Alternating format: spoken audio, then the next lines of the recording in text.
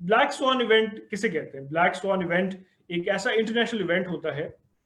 जो कि highly unexpected हो, नंबर वन। और दूसरी इसकी खासियत ये होती है कि it has very far reaching consequences, बड़े मेजर कॉन्सिक्वेंसेस होते हैं। और अगर हम पिछले 1-2 महीने में या स्टार्टिंग फ्रॉम 31 दिसंबर 2019 ऑनवर्ड, जब से पहली दफा वुहान के एक वेट मार्केट में ये वायरस ओरिजिनेट हुआ, तब से अब तक के हम अगर इसके इफेक्ट्स देखेंगे तो हम में से शायद ही कोई शख्स होगा जो कि इसे एक ब्लैक स्वान इवेंट की कैटेगरी में ना कंसीडर करे। तो ये अपनी नौइयत का शायद एक पहला इतना बड़ा ब्लैक स्वान इवेंट रहा है जिसने बड़े कॉम्प्रिहेंसिवली और बड़े ही एक कंटिन्यूस तरीके के साथ पूरी हमारी दुनिया का जो एक नॉर्मल रूटीन है, जो एक काम करने का तरीका है, सब कुछ, हर चीज़ डिस्टर्ब करके रखी हुई है। और हम इस बात से ना कतराएं या हम इस खुले सच को जो है वो ना हम अवॉइड करें कि ये ऐसा नहीं है कि ये 1 हफ्ते की बात है या 2 हफ्ते की बात है, या अगर for example 30 April onward Pakistan में लॉकडाउन को ख़त्म किया जाता है, जो कि अब इंडिकेशंस ऐसे कुछ आने लगी हैं, तो उसके बाद हम अपनी रोज़ हस्बे मामूल की ज़िंदगी में वापस जा पाएंगे। क्योंकि शायद फॉर गुड हमारे जो वर्किंग मेथडोलॉजीज हैं, हमारी जो सोशल लाइफ है, वो काफ़ी हद तक अब चेंज तरीके से जो है गुजारी जाएगी। तो इस वजह से ज़रूरी है that we should all be sufficiently well equipped कि हम किस तरीके से एक काफ़ी हद तक, जिस हद तक मुमकिन है, अपनी रोज़मर्रा की ज़िंदगी को चलाएं और अपने काम को, अपने बिजनेसेस को मैनेज कर पाएं। कुछ बिजनेसेस जो कि कोविड-19 से बहुत ज़्यादा इम्पैक्ट हुए हैं, क्योंकि हर बिजनेस के ऊपर इसका सिमिलर इम्पैक्ट नहीं आया, हर बिजनेस के ऊपर इसका सेम इम्पैक्ट नहीं आया। फॉर एग्जांपल जो कमोडिटी रिलेटेड बिजनेसेस हैं, जो स्टेपल्स हैं, जो फार्मा रिलेटेड बिजनेसेस हैं, ऑब्वियसली उन बिजनेसेस के ऊपर इतना इम्पैक्ट नहीं आया जितना लग्जरी आइटम्स के ऊपर आया होगा, जितना फॉर एग्जांपल रेस्टोरेंट्स के ऊपर आया है या फॉर एग्जांपल हॉस्पिटैलिटी इंडस्ट्री के ऊपर आया है। लेकिन इस बात से तो हम सभी एग्री करेंगे कि हमारे जो एसएमई बिजनेसेस हैं, SME businesses के ऊपर they have been one of the widely affected businesses not only in Pakistan but all over the world. SME business की अपनी एक सर्टेन नौयत होती है, वो बहुत ज़्यादा कैश रिजर्व्स मेंटेन ना कर पाते हैं और ना करते हैं। एक सर्टेन वर्कफोर्स के साथ काम किया जाता है, सर्टेन टाइप ऑफ इंडस्ट्रीज के अंदर ही काम किया जाता है। फॉर एग्जांपल पावर सेक्टर के अंदर कभी भी SME नहीं होगी। फॉर एग्जांपल ऑयल एक्सप्लोरेशन के अंदर बहुत मुश्किल है कि कोई SME कंपनी काम करती हो। तो इस वजह से हमेशा एक सर्टेन टाइप्स ऑफ इंडस्ट्रीज ही होती हैं जिसमें एसएमईज काम करती हैं और सर्टेन डायनामिक्स और रिस्ट्रिक्शन के साथ ही काम करते हैं। इसमें पाकिस्तान में हमारे पास कोई कंफर्म रिसर्च नहीं है, लेकिन इंटरनेशनली बहरहाल काफ़ी जगहों में ये कंसेंसस रखा जाता है कि अगले 1 महीने, 2 महीने या फॉर एग्जांपल एवरेज 3 महीनों के बाद a lot of these SMEs won't have any working capital with them. इनके पास इतना कैश ही नहीं होगा जिसके थ्रू, जैसे स्टार्ट में मुकेश साहब कह रहे थे कि आप you are having to pay your salaries, you are having to pay your utilities. तो 2 से 3 महीनों के बाद, और ये भी उस नेचर की एसएमईज जो कि अच्छी फाइनेंशियल कैपेसिटी और अच्छी फाइनेंशियल सकत रखती हैं अपने पास, तो ऐसी, and this is a very minor proportion of the total number of SMEs. तो हार्डली कोई एसएमई ऐसी होगी जो इन कंटिन्यूस इसी, अगर ऐसे हालात चलते रहे तो उसके बाद भी after 3 months they would be in a position जिसमें वो अपनी वेजेस एंड सैलरीज पे कर सकें, अपने एक्सपेंसेस पे कर सकें, या अपना एक नॉर्मल जो बिजनेस साइकिल है वो चला सकें। तो इस वजह से हमारी जो एसएमईज हैं they are specially hit by कोविड-19। और एसएमईज की और दूसरी खासियत स्पेशली पाकिस्तान के कॉन्टेक्स्ट में ये है कि एसएमईज हमारे पाकिस्तान की 90% बिजनेसेस कॉन्स्टिट्यूट करते हैं। तो जब हमारी 90% बिजनेस एंटरप्राइजेस ही इस सिचुएशन को, इस क्राइसिस को सस्टेन नहीं कर पाएंगी, तो ये हमारे मुल्क के लिए, हमारे कौम के लिए बहुत बड़ा अलमिया है। तो इसलिए भी ज़रूरी है कि हम सब पूरी अपने हिसाब से कोशिश करें कि किस तरीके से हम इन एसएमई बिजनेसेस को फैसिलिटेट कर सकते हैं, किस तरीके से गाइड कर सकते हैं। एसएमई बिजनेसेस हमारे पाकिस्तान का एनुअल जीडीपी का 40% टोटल कॉन्स्टिट्यूट करते हैं। ना सिर्फ ये, बल्कि नॉन एग्रीकल्चर सेक्टर के अलावा नॉन एग्रीकल्चर सेक्टर की जो लेबर फोर्स है उसका तकरीबन 80% एसएमई बिजनेसेस के अंदर ही पाया जाता है। तो ये पाकिस्तान की इकोनॉमी में they have a very unique position. इस वजह से बहुत अहम है कि हम एसएमईज के स्पेसिफिक चैलेंजेस को समझें और ये भी समझें कि किस तरीके से ये अपने कैश फ्लो पोजीशंस को, फाइनेंशियल पोजीशन को इम्प्रूव कर सकते हैं। सबसे पहले हम ये भी देख लेते हैं कि एसएमईज के अंदर भी वो स्पेशली कौन से सेक्टर्स हैं जो कि हमारी नज़र में एंड प्रीडोमिनेटली बड़ी आसानी से ये देखा जा सकता है कि which sectors are the hardest hit by कोविड-19। सबसे पहले हमारे रिटेलर्स हैं, होलसेलर्स हैं, तो ये वो तबका है जो स्पेशली ड्यू टू लॉकडाउन अपने शटर डाउन होने की वजह से, ओवरऑल कस्टमर्स का एक्सेस इनकी तक नहीं होने की वजह से they are one of the hardest and most severely hit sectors, not only in Pakistan but all over the world. तो रिटेलर्स का एक ऐसा सेक्टर है, एक ऐसा इकोनॉमी का सेगमेंट है जो कि कोविड की वजह से बहुत सिवियरली इम्पैक्ट हुआ है। ऐसे ही हमारे रेस्टोरेंट्स हैं। बाय एंड लार्ज अगर आप देखें, ऐसे तमाम बिजनेसेस जो कि इस फंडामेंटल डायनामिक के ऊपर रिलाई करते हैं, जहां पे बहुत सारे लोग, एक लोगों का मजमा एक जगह पे आके इकट्ठा होता है और उस जगह के थ्रू फिर वहां पे रेवेन्यूज जनरेट होते हैं। अब ये रेस्टोरेंट्स भी हो सकते हैं, अब ये फॉर एग्जांपल हॉस्पिटैलिटी इंडस्ट्री हो सकती है, ये टूरिज्म हो सकता है, ये ट्रैवल हो सकता है, या ये लार्जर फैक्ट्रीज हो सकती है, क्योंकि हमारी फैक्ट्रीज के अंदर भी टिपिकली 500, 1000, 2000 का वर्कफोर्स जो लेबर है वो एक साथ हमारे यहाँ इकट्ठा हो ही जाता है। तो ये कुछ मेजर ऐसे सेक्टर्स हैं जो कि कोविड-19 की वजह से बहुत सीवियरली इम्पैक्ट हुए। मैन्युफैक्चरर्स और एक्सपोर्टर्स का जिक्र मैंने यहाँ पे स्पेशली इस वजह से भी किया है कि पाकिस्तान में जो हमारा one of the most important exports है दैट इज टेक्सटाइल्स, और हमारी जो इम्पोर्टेंट मार्केट्स हैं, जो हमारी मेजर मंडियां हैं, वो यूरोप है, वो यूएस है, नॉर्थ अमेरिका में कनाडा है। तो when these countries are so severely hit, तो उस चीज़ की वजह से हमारे जो मैन्युफैक्चरर्स हैं और एक्सपोर्टर्स हैं, ये भी बहुत सिवियरली इम्पैक्ट हुए हैं। अब हम ये देखते हैं कि ये जो हमने सेक्टर्स जिक्र किए, ये जो हमने स्पेसिफिक बिजनेस टाइप्स जिक्र किए कि all of these are very significantly hit by कोविड-19, तो इनको अगर अपना कोई हिकमत अमली, कोई स्ट्रैटेजी, कोई वर्क प्लान, कुछ डिवाइस करना हो, तो क्या चीज़ें हैं जिसको प्रायोरिटी दी जाए। तो इसमें तो आई एम श्योर आप सब इस बात पे मुत्तफिक होंगे कि एनी बिजनेस, जो भी आप पॉसिबल एक बिजनेस सोच सकते हैं, आया कि वो बहुत ही टेक्नोलॉजी इंटेंसिव हो या कि वो बहुत मशीनरी इंटेंसिव हो, any business is only as good as its people. तो सबसे पहले हर बिजनेस का जो ऑर्डर ऑफ द डे होना चाहिए वो उसकी एम्प्लॉय प्रोटेक्शन एंड सेफ्टी ही होना चाहिए।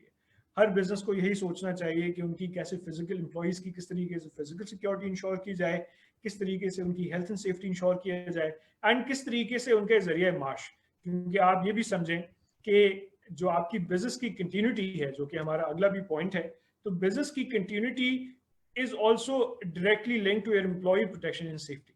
क्योंकि उनका, आपकी जो एम्प्लॉय की जो एक पर्सनल लाइफ है, जो उनका जरिए माश है, वो भी आपके बिजनेस से मुंसलिक है। तो बिजनेस की सस्टेनेबिलिटी एंड कंटिन्यूटी और उसका एक risk analysis and planning directly आपकी टीम एंड आपकी एम्प्लॉयज की जिंदगी को डायरेक्टली इम्पैक्ट करेगा। तो इस वजह से जरूरी है कि ये दोनों जो इनएक्सट्रिकेबल मैटर्स हैं, इनको आप बहुत एक गहराई के साथ एनालाइज करें, असेस करें और सोचें कि इनमें क्या क्या रिस्क हैं।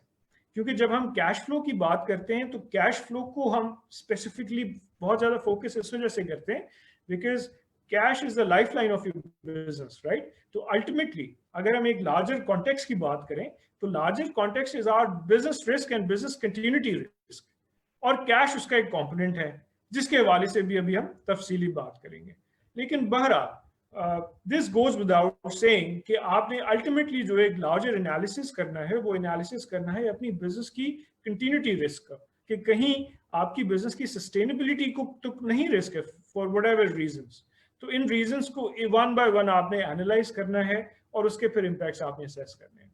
और दूसरा जो इंपॉर्टेंट एलिमेंट आपने देखना है that is managing your supply chain disruptions. जब सप्लाई चेन की बात कही जाती है तो इसमें अगर फॉर एग्जांपल ये मैन्युफैक्चरिंग बिजनेस है या ये ट्रेडिंग बिजनेस है, तो आपके परचेजेस से लेकर, जिसमें आपके रॉ मटेरियल्स का परचेज हो सकता है या आपका एक ट्रेडिंग कंसर्न है, तो आप जिस आइटम का ट्रेडिंग करते हैं उसकी एक्विजिशन, उसका परचेज हो गया, और down to its sale to your ultimate customers, ये ओवरऑल आपका एक सप्लाई चेन है जिसकी डिस्ट्रप्शन आपने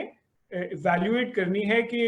ये हमारा जो है किस तरीके से this will pose as a near or an immediate term business challenge to अस।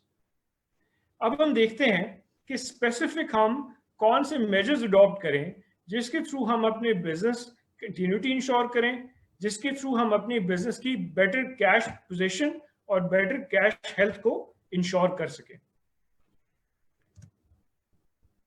इस चीज के अंदर सबसे जो पहला फैक्टर हमारी नजर में जरूरी है वो ये है कि आप सेल्स अपनी इंश्योर करें। जो कैश है उसे ज्यादा अच्छे से मैनेज करने के लिए अगर आप सोचें, अगर आप एक बिजनेस ओनर हैं या आप एक एम्प्लॉई भी हैं, आप फाइनेंसेस मैनेज करते हैं, तो आप अगर इस बात को जरा if you take a step back and you try to contemplate, तो आप जरूर इस बात को रियलाइज करेंगे कि ओवरऑल कैश के दो ही सोर्सेज हैं। या तो I have to generate, I have to find out new sources of cash, जिसका मतलब अल्टीमेटली इस चीज में ट्रांसलेट होता है कि अच्छा मुझे अपनी सेल्स इंक्रीज करनी है समहाउ। अगर आप if you aren't already rolling your eyes कि ऐसी सिचुएशन में हम सेल्स किस तरीके से इंक्रीज कर सकते हैं, लेकिन बहरहाल यही वो सारी चीजें हैं जिस चीज के लिए हम आज जमा हुए हैं। तो वन वे इज के नंबर वन, या तो मैं अपनी सेल्स इंक्रीज करूं जिसके थ्रू मैं अपने कैश को इंक्रीज कर सकता हूं, और नंबर टू इसके मैं अपने एक्सपेंसेस को कंट्रोल करूं। और ये एक्सपेंसेस जो है वो मेरे डायरेक्ट एक्सपेंसेस भी हो सकते हैं in terms of for example manufacturing cost, या मेरी परचेजेस हो सकती हैं, या ये मेरे इनडायरेक्ट एक्सपेंसेस हो सकते हैं in form of marketing cost, administrative cost, in terms of my interest expenses. तो ये सारी चीजें भी हो सकती हैं।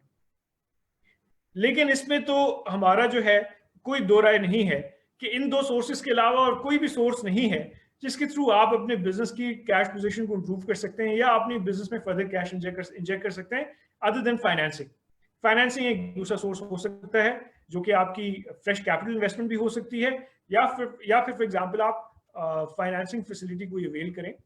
From banks, from other financial institutions और फ्रॉम गवर्नमेंट स्कीम्स। तो इसके अलावा और कोई पॉसिबिलिटी है ही नहीं। तो हम वन बाय वन जरा इन स्कीम्स को देखते हैं और हम जरा समझने की कोशिश करते हैं कि किस तरीके से हम इन पॉसिबल अल्टरनेटिव्स का फायदा उठा सकते हैं। तो सबसे पहले हम सेल्स के ऊपर बात करते हैं। क्या कोई तरीका है जिसके through even in these current circumstances हम अपनी सेल्स को इंक्रीज कर सकें या सिक्योर कर सकें? तो ये बहुत हद तक डिपेंड करता है कि आपका नेचर ऑफ बिजनेस क्या है। फॉर एग्जांपल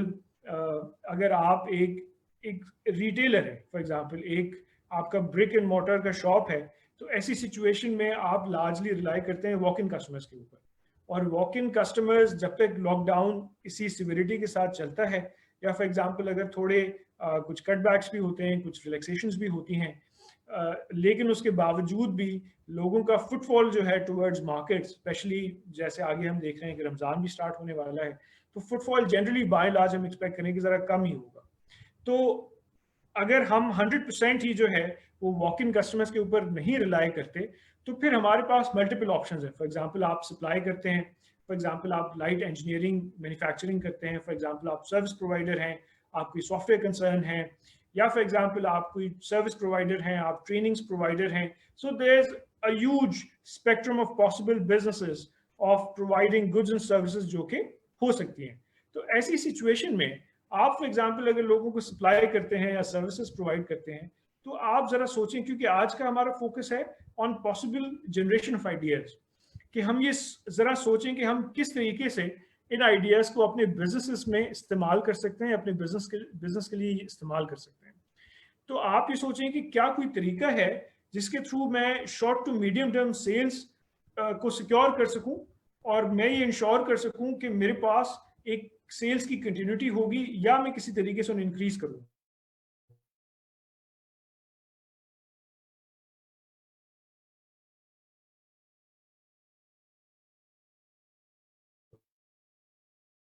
अब ये बात इतनी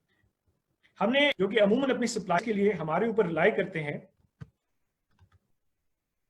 हमने ये देखना है कि ऐसे हमारे कस्टमर्स जो कि अपनी सप्लाईज के लिए हमारे ऊपर रिलाई करते हैं, क्या ऐसा कोई तरीका है जिसके थ्रू हम उन्हें इंसेंटिवाइज कर सकें। सो जैसे कि आप यहाँ पे देख रहे होंगे कि यहाँ पे हमने मेंशन किया है वारंटीज को, गारंटीज को, रिटर्न पॉलिसीज को।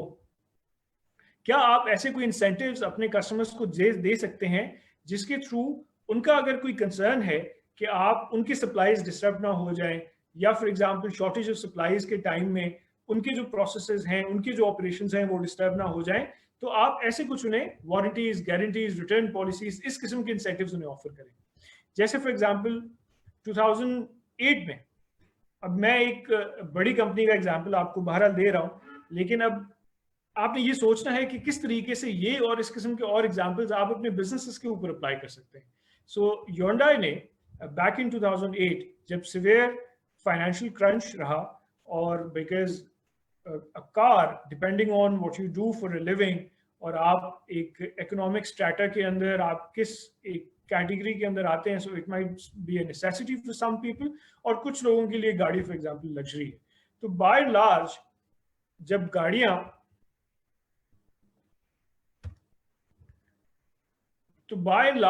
गाड़ी लेना लोगों के लिए हत्तल इम्कान नामुमकिन हो गया, तो Hyundai came up with this program कि अच्छा, अगर फॉर एग्जांपल आपने रिसेंटली हमारी गाड़ी परचेज की है और आपकी साइमल्टेनियसली अनएम्प्लॉयमेंट हो गई, यू लॉस्ट योर जॉब, या गाड़ी परचेज करने के थोड़े टाइम बाद ही यू लॉस्ट योर जॉब, तो ऐसी सिचुएशन में the company will buy back this car from you, जो कि एक बड़ा ही रेवोल्यूशनरी कॉन्सेप्ट था। आपने नहीं सुना होगा कि कोई कार मैन्युफैक्चरर ऐसा कहे कि अच्छा, अगर फॉर एग्जांपल आपके माली हालात थोड़े बुरे हो जाते हैं या आप अपनी जॉब लूज कर जाते हैं, तो हमने जो आपको गाड़ी बेची है वो बेशक आपने इस्तेमाल भी की हो, वो 3 महीने 6 महीने आपने इस्तेमाल की हो, तो हम आपसे वापस परचेज कर लेंगे। तो ये अपने अंदर एक बड़ा एक रेवोल्यूशनरी आइडिया था, जिससे सब्सिक्वेंटली अगले साल Hyundai की सेल्स 24% इंक्रीज हो गई। तो अब आप सोचें कि आप इस आइडिया को और इस नेचर ऑफ आइडियाज को अपने बिजनेस के ऊपर किस तरीके से अप्लाई कर सकते हैं। सो फॉर एग्जांपल पाकिस्तान में हम सोचें तो मे बी आप हो सकता है इंपोर्ट बिजनेस के अंदर हो सकता है आप किसी इंडस्ट्री को, किसी मैन्युफैक्चरर को उनके रॉ मटेरियल सप्लाई करते हैं, हो सकता है for example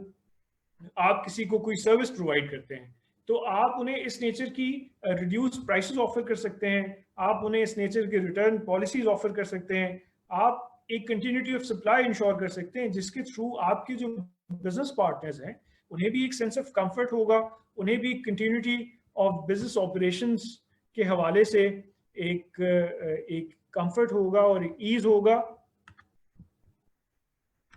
and they would also be quite confident कि आपकी तरफ से उन्हें सपोर्ट होगा, एंड ये आपके लिए अपनी सेल्स इंक्रीज करने का और सिक्योर करने का एक बहुत अच्छा एवेन्यू हो सकता है। अच्छा जी, इसके बाद हम देखते हैं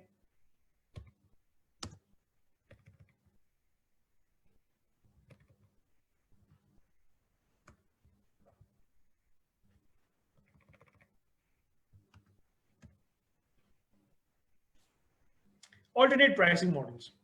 अच्छा, ये एक बहुत बहुत पावरफुल टूल है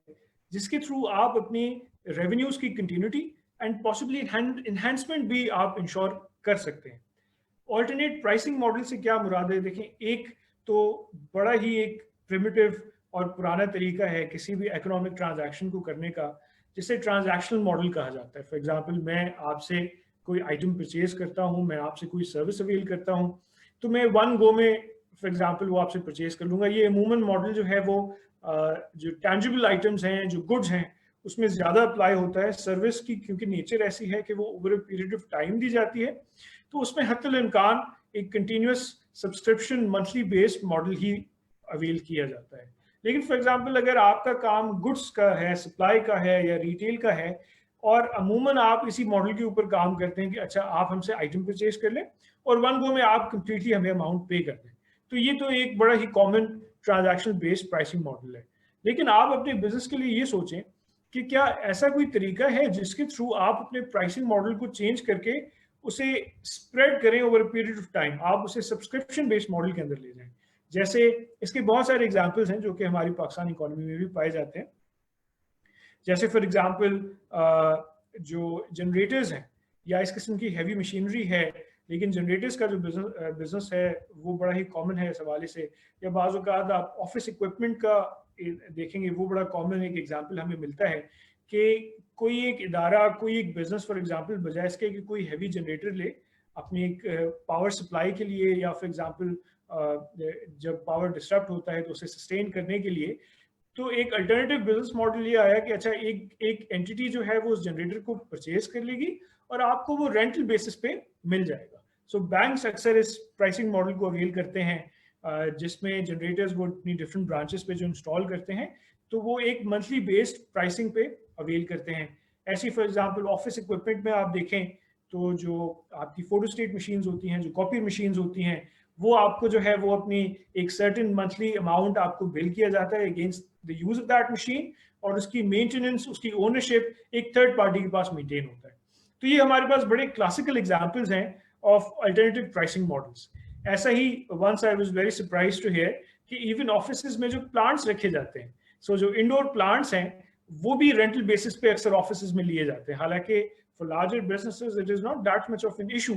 जिसमें इन प्लांट्स को वन गो में एक्वायर किया जाए, लेकिन this is again a business in itself कि ऑफिसेज में अक्सर आप देखते हो, बैंक्स में, इस नेचर की डिफरेंट एंटिटीज में, कि जो इंडोर रियल लाइफ प्लांट्स होते हैं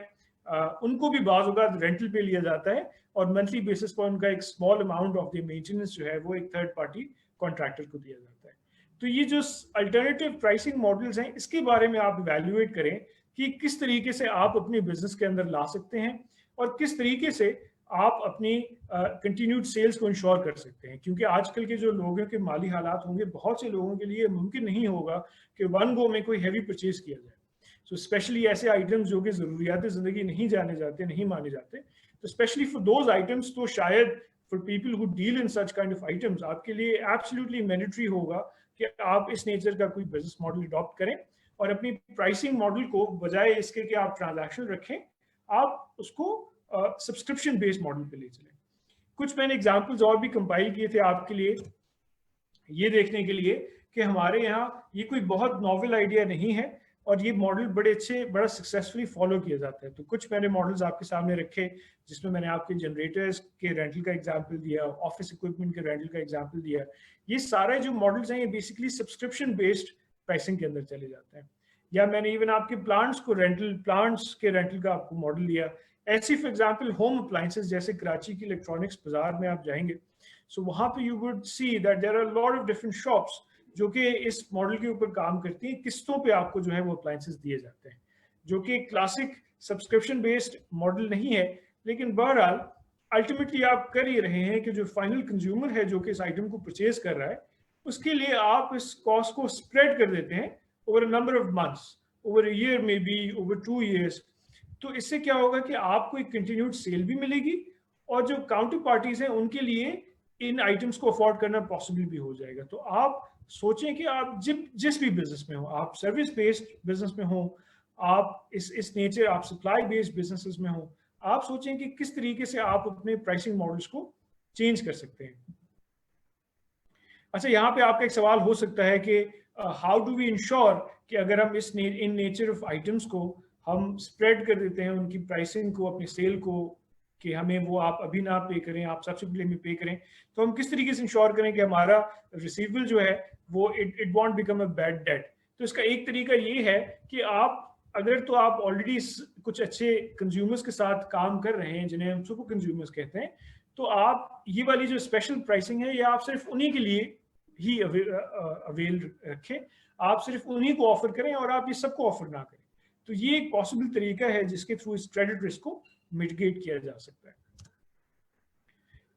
एक और एग्जांपल मैं आपके साथ डिस्कस करूंगा, क्योंकि ये पाकिस्तान में राइट अवे हमारे पास एप्लीकेबल नहीं है ये वाली एग्जांपल, लेकिन हम डिस्कस ये करना चाह रहे हैं कि क्रिएटिविटी जो है that is the life blood of any business. हर और एंटरप्रेन्योर जो है बाय नेचर एक क्रिएटिव ह्यूमन बीइंग होता है। तो इस वजह से आपने ये सोचना है कि ये जो एग्जांपल्स मैं आपके साथ शेयर कर रहा हूँ ये किस तरीके से आपने अपने स्पेसिफिक बिजनेस मॉडल्स के ऊपर अप्लाई करने हैं। तो ये एग्जांपल है इलेक्ट्रिक कार्स का। अब इलेक्ट्रिक कार्स, आपको पता है कि इलेक्ट्रिक कार्स जो हैं वो ना सिर्फ पाकिस्तान में बल्कि बाहर भी बड़ी एक्सपेंसिव कंसीडर की जाती हैं, और जो लीडिंग कंपनीज हैं कन्वेंशनल मोटर व्हीकल्स की भी, and then some new companies as well, for example Tesla, ये किसी तरीके से कोशिश कर रहे हैं कि इन गाड़ियों की जो रकम है, जो प्राइस है, उसे बहुत कम किया जाए ताकि एक सिग्निफिकेंट मार्केट शेयर जो है वो इलेक्ट्रिक कार्स ले सके। लेकिन अभी इस चीज़ के अंदर देयर सीरियस टेक्नोलॉजिकल इश्यूज, बहुत लॉजिस्टिकल इश्यूज थे। तो एक रेवोल्यूशनरी कॉन्सेप्ट इंट्रोड्यूस किया गया। वो ये किया गया कि इलेक्ट्रिक कार्स के अंदर असल जो कंपोनेंट एक्सपेंसिव होता है वो उसकी बैटरी होती है। तो हम क्यों ना ऐसा करें, क्योंकि जब इफेक्टिवली कोई कंपनी ये कहती है कि अच्छा आप गाड़ी लें साथ में बैटरी भी लें, तो ऐसी सिचुएशन में इफेक्टिवली आप उस कार ओनर को ये कह रहे हैं कि आप अपना फ्यूल जो है वो वन गो में स्टार्ट में परचेज कर लें, क्योंकि इंक्रीमेंटल इलेक्ट्रिसिटी कॉस्ट आपको इतनी ज़्यादा नहीं पड़ेगी, but that battery itself is very expensive. तो आप इफेक्टिवली कार ओनर को ये कह रहे हैं कि आप वन गो में at the start of this transaction इस बैटरी को यानी इस सोर्स ऑफ फ्यूल को परचेज कर लें और फिर आप ओवर इट्स लाइफ इसको इस्तेमाल करें। ये कन्वेंशनल एनालॉजी में ऐसा होगा कि हम किसी कार ओनर के कहें कि अच्छा आप हमसे गाड़ी तो ले रहे हैं, फॉर एग्जाम्पल टोयोटा आपको ये कहे कि अच्छा आप हमसे गाड़ी तो ले रहे हैं, लेकिन आप अगले 10 साल का पेट्रोल भी हमसे एक साथ ही ले लें, तो आप खुद ही सोच सकते हैं कि फिर उसके बाद कितने लोग जो है वो टोयोटा से गाड़ी लेंगे। तो ऐसी सिचुएशन में so this new idea came up कि अच्छा इसकी जो फंडामेंटल इकोनॉमिक्स हैं इसे हम जरा चेंज करते हैं। अब हम ये करते हैं कि अच्छा आप गाड़ी हमसे परचेज कर ले,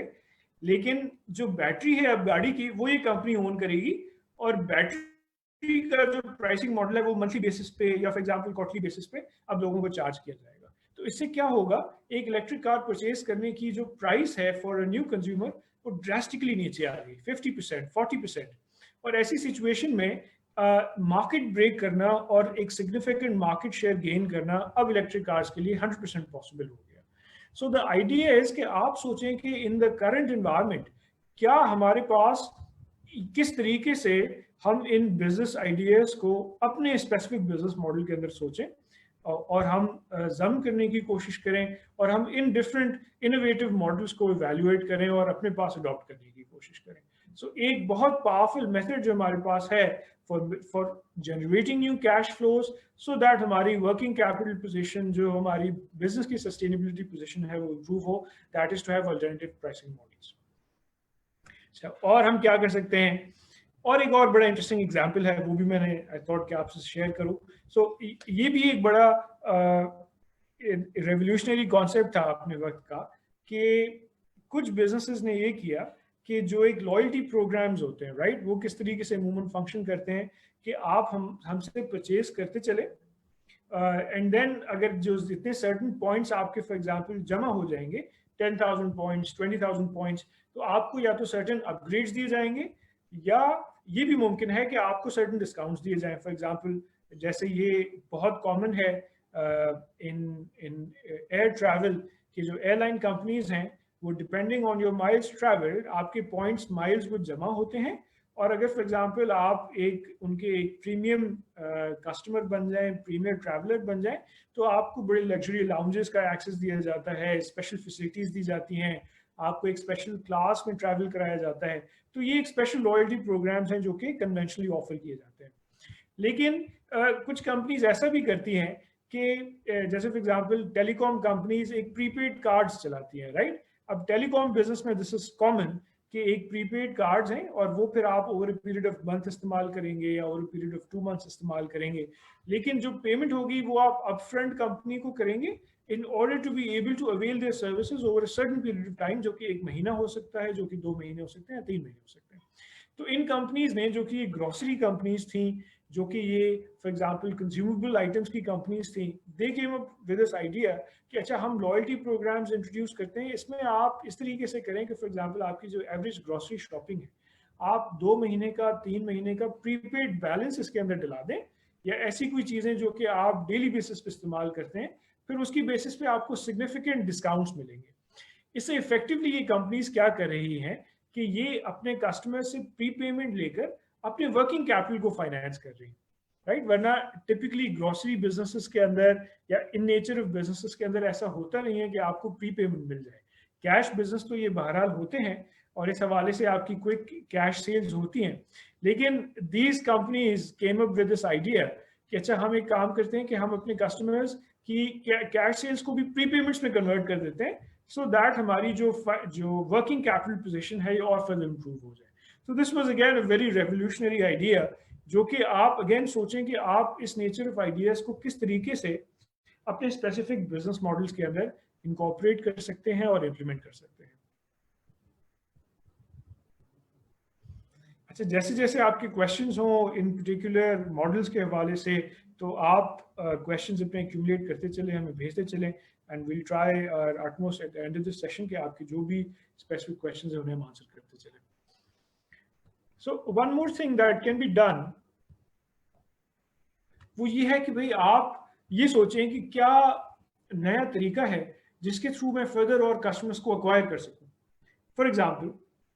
और ये जो है वो मेथडोलॉजी, ये फॉर एग्जांपल जो स्टेप्स हैं, ये उन बिजनेसेस के लिए बहुत ज़्यादा रेलेवेंट हैं जिनकी बहुत ज़्यादा इंक्रीमेंटल कॉस्ट नहीं है नए कस्टमर्स को अक्वायर करने की। सो for example software related businesses हैं, क्योंकि जो सॉफ्टवेयर और टेक्नोलॉजी प्रोडक्ट्स के डायनामिक्स होते हैं वो बड़े स्पेसिफिक होते हैं।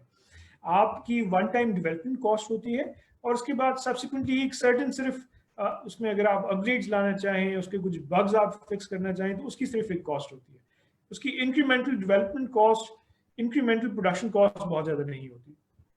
ऐसे ही service related businesses, right, services में भी once you maintain a certain fix cost, उसके बाद फिर एक फॉर एग्जांपल एक nth कस्टमर को दोबारा सर्विस देने के लिए आपको अपनी फिक्स कॉस्ट को क्विकली इंक्रीज नहीं करना पड़ता। Unless you have a certain more number of customers, तब तक आप सर्विस देते चलेंगे, और वो आपकी जो एक सर्टेन फिक्स कॉस्ट है वो एक फॉर एग्जांपल स्टेप्स में इंक्रीज होती है।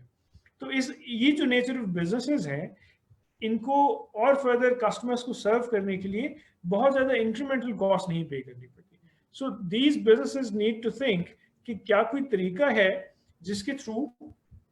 हम और कस्टमर्स को अपने प्लेटफॉर्म्स की तरफ और अपनी सर्विसेज की तरफ, अपने प्रोडक्ट्स की तरफ डाइवर्ट कर सकें ड्यूरिंग दीज ट्रबल टाइम्स, जिसके थ्रू ये होगा कि subsequently all of that will translate into more sales revenue for us and into more revenue for the business as a whole. जैसे फॉर एग्जांपल मैं आपको जो अभी हम प्लेटफॉर्म यूज कर रहे हैं जूम, इसी की ही एग्जांपल दूं। So during the current covid crisis, zoom ने डिसाइड किया कि यूएस में क्लास 12th तक उनकी जो क्लासेस हैं, जो टीचर्स होल्ड कर रहे हैं फॉर एग्जांपल, उनके एडवांस फीचर्स वो फ्री ऑफर करेंगे to the teachers, to the students using their services.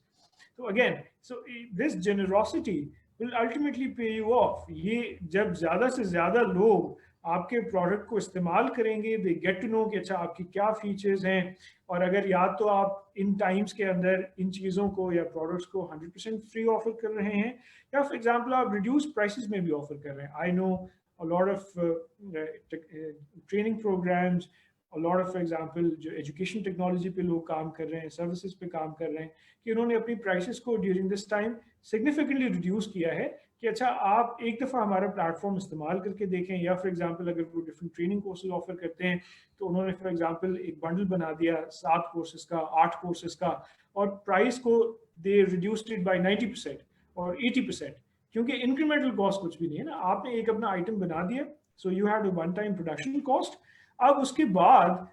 so you might have 10 new customers, you might have 100 new customers, आपकी इंक्रीमेंटल कॉस्ट कुछ भी नहीं है। तो ऐसी सिचुएशन में आप सोचें कि आपका बिजनेस मॉडल ऐसा है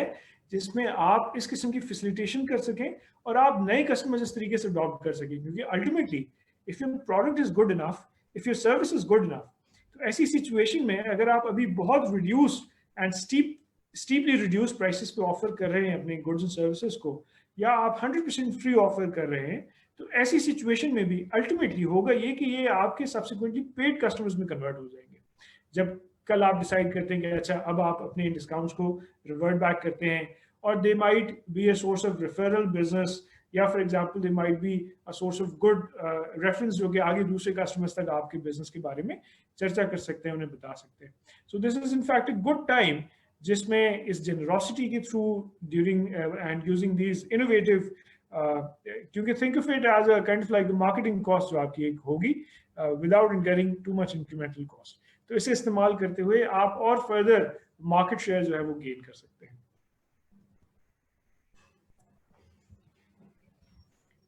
सीक ब्रॉडर मार्केट्स,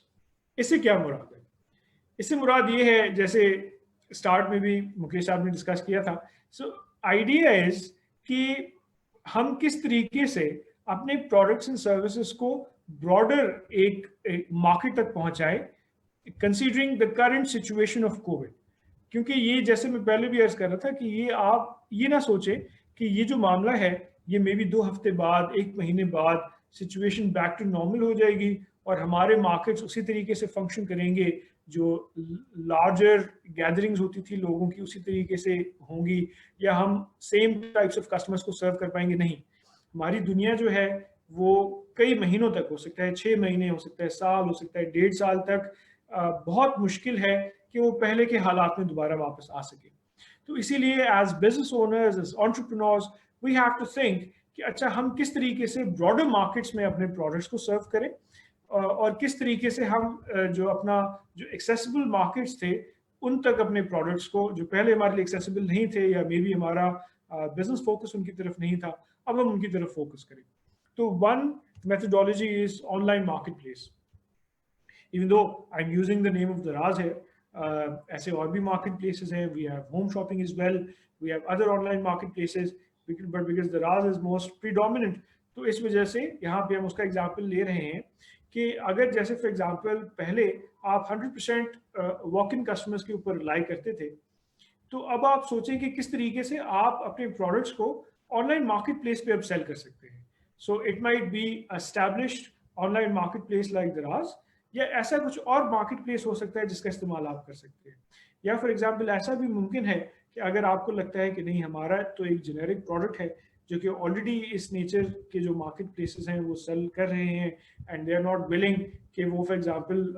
हम जैसे और बिजनेसेस को और फर्दर इस मार्केट प्लेस के अंदर फैसिलिटेट करें, then come up with some new ideas. आप फेसबुक पे अपना कोई शॉप जो है वहां पे एक फेसबुक ऑनलाइन शॉप सेटअप कर सकते हैं, because now all you need is a Facebook page, और आप उसके थ्रू अपनी लोकेलिटी को सर्व कर सकते हैं। थोड़ा आपको अपने बिजनेस के डायनामिक्स को अमेंड करना पड़ेगा। सो इवन जो फॉर एग्जांपल लोकेलिटीज के ग्रोसरी शॉप्स हैं, अगर आप किसी तरीके से डिलीवरी सर्विस इस्तेमाल कर सकते हैं, which incidentally is our next point, कि ऑल्टरनेट डिलीवरी चैनल्स। तो आपको एक मिक्स एंड मैच करके एक अपनी जो सर्विस ऑफरिंग है, जो आपका डिलीवरी मैकेनिज्म है, उसे आपने अमेंड करना पड़ेगा। आपने ये देखना है कि हाउ डू यू इंश्योर कि आपके पास जो प्रोडक्ट्स हैं, सबसे पहले you should know your customers, right. तो अगर आप किसी एक सर्टेन लोकेलिटी में हैं, तो आप अपने कस्टमर्स को पहचाने और उनसे कम्युनिकेशन के हवाले से आप सोचें कि क्या और दूसरा तरीका है other than they having to walk into my shop or they having to walk into our businesses।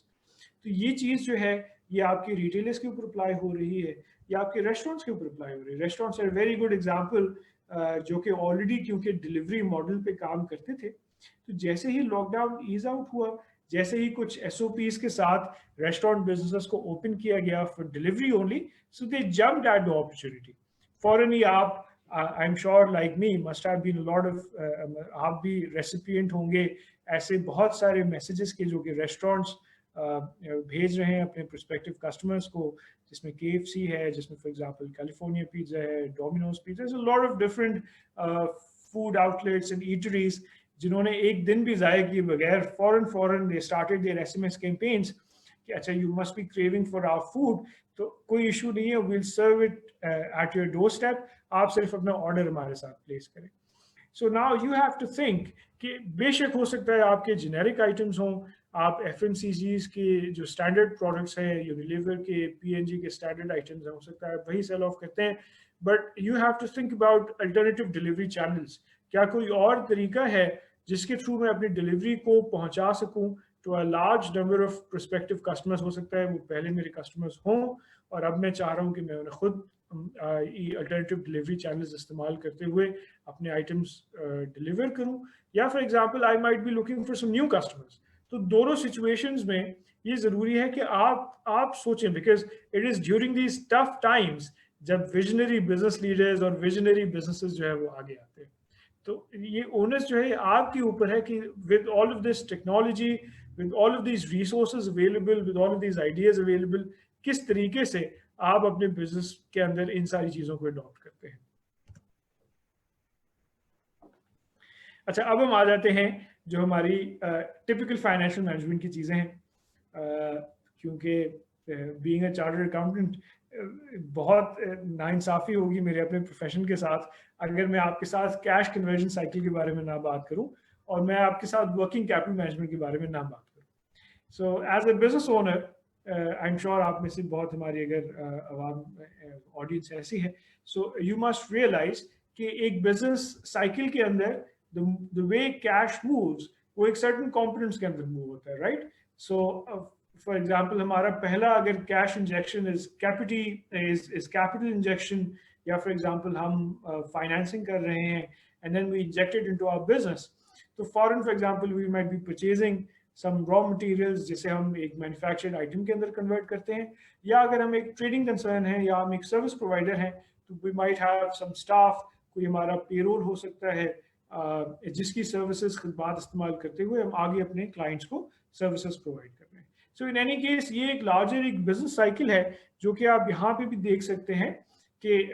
हमारी जो सप्लाईज हैं वो हमारी फॉर एग्जांपल अगर ये एक इन्वेंट्री बेस्ड बिजनेस है तो इन्वेंट्री में कन्वर्ट होगा, अगर ये सर्विस बेस्ड बिजनेस होता तो then it will be our payroll जो कि हमारा स्टाफ है, जो कि हमारी पीपल कैपिटल कहा जाता है, ह्यूमन कैपिटल कहा जाता है, और उसे इस्तेमाल करते हुए हम सर्विसेज प्रोवाइड करेंगे, या if we are an inventory based business तो हम या तो गुड्स मैन्युफैक्चर करेंगे या हम अक्वायर करेंगे, परचेज करेंगे and then will sell it off to our customers. तो इस तरीके से ये पूरा हमारा जो कैश साइकिल है वो काम करता है. और इसके फिर ये डिफरेंट कंपोनेंट्स हैं जिसमें हमारे परचेजेस एंड पेबल्स आ जाते हैं, जिसमें हमारी फॉर एग्जांपल इन्वेंट्री होगी and then we have an accounts receivable जिसे कन्वर्ट करके हमें अल्टीमेटली अपने कैश में कन्वर्ट करना है. नाउ इन आइडिया इज कि आप इन सेपरेट कंपोनेंट्स को स्क्रूटिनाइज करें और मैनेज करें, क्योंकि बाज़ औक़ात as business owners we lose sight of these individual components. हो सकता है बहुत से ऐसे businesses, especially this is true of a lot of SMEs, कि at the end of the year we are not even sure कि अच्छा हमारी profitability थी कितनी, या हमें profitability का तो पता है कि अच्छा इतना हमारा, अगर for example हम lump sum basis पे देखें, so this was our profit for the year, लेकिन हमें पता नहीं कि वो ultimately गया कहाँ. So I hear this a lot while interacting with owners of a lot of these SMEs, कि अच्छा हमें ये तो पता चल गया कि हमारा इतना प्रॉफिट था, अगर फॉर एग्जांपल हम एक रफ हिसाब भी लगाएं, even if we don't have perfect books of accounts, लेकिन बहरहाल एक अगर हम रफ कैलकुलेशन भी करें तो फॉर एग्जांपल इतना मेरा प्रॉफिट बनता है पूरे साल का, but right now I don't know वो है कहाँ, क्योंकि मैंने इतनी ड्राइंग्स तो नहीं की. So where did all that money go? तो ऐसी सिचुएशन में as business owners this often happens कि we lose sight of these individual components कि किस तरीके से कैश हमारा फंक्शन कर रहा है, किस तरीके से मूव कर रहा है. So unless we have at least 2 decimal places तक हमारी जो कॉस्टिंग है, जो हमारी प्रॉफिटेबिलिटी हमें नहीं पता, तो तब तक आई एम क्वाइट कॉन्फिडेंट कि अ lot of people would be missing this. तो इसीलिए ज़रूरी है कि इन सारे कंपोनेंट्स को हम ज़रा ठीक से इवैल्यूएट करें. सो ऑफन जो ऑपरेशंस मैनेजर्स होते हैं, जो चीफ ऑपरेटिंग ऑफिसर्स होते हैं, they are more concern about service delivery, right. आप ज़्यादा कंसर्न इस हवाले से होंगे कि अच्छा जो हमारे लॉन्ग स्टैब्लिश कस्टमर्स हैं, क्लाइंट्स हैं, इट इज़ इम्पॉर्टेंट कि अंडर एनी सर्कमस्टांसेस हमने सप्लाईज दें, हमारी तरफ से कोई डिसकंटिन्यूएशन ऑफ बिजनेस नहीं होना चाहिए. But it is also important कि आप हर हवाले से अब फाइनेंशियल मैनेजमेंट के पर्सपेक्टिव को भी और कॉन्टेक्स्ट को भी जहन में रखें. सो जब आपके अकाउंट्स पेबल्स हैं और आप परचेजेस कर रहे हैं, so open communication is the key. आप इवैल्यूएट करें कि जिनसे भी आप परचेजेस कर रहे हैं, इज देयर एनी वे, आप उनसे डिस्कस करें कि क्या कोई तरीका है कि आप उनकी पेमेंट्स को थोड़ा डेफर कर सकें, because open communication and honesty should be the order of the day. Because everybody, सारे जो भी आपके सप्लाई चेन पार्टनर्स होंगे, आपके सप्लायर्स हैं, कस्टमर्स हैं, all of them are part of this, are riding this same boat, right. Everybody is here, हर किसी के साथ जो सर्कमस्टांसेस हैं वो सेम ही है. तो इस वजह से ज़रूरी है कि आप ओपन कम्युनिकेशन रखें, और आप जब अपने सप्लायर से बात कर रहे हैं और जब आप पेमेंट्स को रीस्केड्यूल करने के हवाले से बात करते हैं या किसी तरीके से डिले करने की बात करते हैं, तो इट इज़ इम्पॉर्टेंट कि आप उन्हें पहले कॉन्फिडेंस में लें. सो सबसे पहले तो देखें कि आप जो भी अपनी पेमेंट्स हैं, अब ये आपकी परचेजेस हो सकती हैं, आप फिनिश गुड्स की परचेजेस हो सकती हैं, रॉ मटेरियल्स की परचेजेस हो सकती हैं, या ये आपके जो फॉर एग्जांपल अदर कॉस्ट्स हैं जिसकी आप पेमेंट कर रहे हैं, ये रेंट हो सकता है, ये इस नेचर की दूसरी जो फिक्स कॉस्ट हैं. सो ऑल ऑफ दीज कॉस्ट, इस हवाले से आप देखें कि क्या कोई तरीका है कि इसे रीनिगोशिएट किया जाए, या क्या कोई तरीका है कि इससे थोड़ा डिले किया जाए, सच दैट आपको थोड़ा ब्रीदर मिल जाए जिसके थ्रू आप अपने कैश को बेहतर तरीके से मैनेज कर सकें. और दूसरा इसका इंपॉर्टेंट कंपोनेंट है इन्वेंट्री. जाहिर सी बात है, जब जैसे फॉर एग्जांपल स्टेपल्स हैं, ऐसे लोग जो इस नेचर ऑफ आइटम्स में डील कर सकते हैं, एडिबल्स में डील करते हैं, तो एक टेंडेंसी ज़रूर ऐसी होती है कि अच्छा हम फॉर एग्जांपल कुछ अपना एक इन्वेंट्री लेवल मेंटेन करें so that in times of increasing prices हम सब्सिक्वेंटली ज़्यादा प्रॉफिटेबिलिटी जो है वो अवेल कर सकें या ज़्यादा हमारे बिजनेस का जो है कंपैरेटिवली प्रॉफिट हो। तो ऐसी से या ऐसा ना भी हो, या फॉर एग्जांपल आपके कुछ मैन्युफैक्चरिंग ऑपरेशंस थे एंड यू आर कंसर्न कि अच्छा हमारा जो पीछे रॉ मटेरियल आना था, unless we maintain a sufficient level of inventory, हमारे जो आगे बिजनेस ऑपरेशंस हैं वो बहुत सीवियरली इंपैक्ट होंगे। तो हमें एक sizeable chunk of raw material जो है अपने पास मेंटेन करें। सो ये हो सकता है कि टेम्पटेशन बहुत ज़्यादा हो, लेकिन इट इज़ इम्पॉर्टेंट कि आप ये ज़रूर कंसिडर करें कि इस इन्वेंट्री को आगे कैश की कन्वर्जन में और कितना टाइम लगेगा। सो यहाँ पे कुछ फाइनेंशियल रेशियोज जो हैं दे कम इनटू प्ले कि अच्छा आपका जो अकाउंट्स पेबल का जो टर्नओवर है, जो टाइम है, उसे क्या तरीका है, कोई तरीका है कि आप डिले करें, या आपका जो इन्वेंट्री टर्नओवर है उसे कितना आप क्विक कर सकते हैं, और किस तरीके से आप इंश्योर कर सकते हैं कि आप मिनिमम इन्वेंट्री मेंटेन करें एंड देन जो भी आप इन्वेंट्री मेंटेन करें उसे भी आप क्विकली कैश के अंदर कन्वर्ट कर पाएँ। सो अगर आप मैन्युफैक्चरर हैं तो रॉ मटेरियल कितना क्विकली आपका फिनिश गुड्स में कन्वर्ट होगा और वो कितना क्विकली आपका ultimately sales revenue and then वो कैश में कन्वर्ट होगा। So all of these factors are interconnected. तो ये बहुत अहम है कि आप इन सारे एक एक कंपोनेंट्स को बहुत डिटेल में इवैल्यूएट करें और देखें कि क्या कोई तरीका है कि इसे और फर्दर आप अपने फेवर में इम्प्रूव कर सकें। All with open communication with your supply chain partners. अगर फॉर एग्जांपल आपके आगे जो कस्टमर्स हैं आप उन्हें सप्लाई करते हैं, सो नंबर वन हमने पहले भी डिस्कस किया कि आप सुपर कंज्यूमर्स आइडेंटिफाई करें और देखें कि क्या कोई तरीका है जिसके थ्रू आप उन्हें इंसेंटिवाइज कर सकें। जैसे हम वारंटीज डिस्कस कर रहे थे, जैसे फॉर एग्जांपल हम गारंटीज डिस्कस कर रहे थे, सेल्स रिटर्न्स डिस्कस कर रहे थे, ऐसे ही आप ये भी देखें कि क्या आप उनसे through communication and through continuous follow-ups ये आप देख सकते हैं कि फॉर एग्जांपल आपकी जो रिसीवेबल्स होते हैं वो क्विकली कन्वर्ट हो जाएं, या फॉर एग्जांपल आप कैश सेल्स को ज़्यादा अगर तरजीह दें। Again this all depends on your specific business model और आप अपने किस चंक ऑफ कस्टमर्स के साथ डील कर रहे हैं। सो ये पूरा डिपेंड करता है on a number of different factors, लेकिन बहरहाल द ब्रॉडर कॉन्सेप्ट इज कि आप इस कैश कन्वर्जन साइकिल को बहुत डिटेल में स्क्रूटनाइज करें और देखें कि किस तरीके से आप इसे अपने बिजनेस के लिए ज़्यादा बेहतर तरीके से मैनेज कर सकते हैं।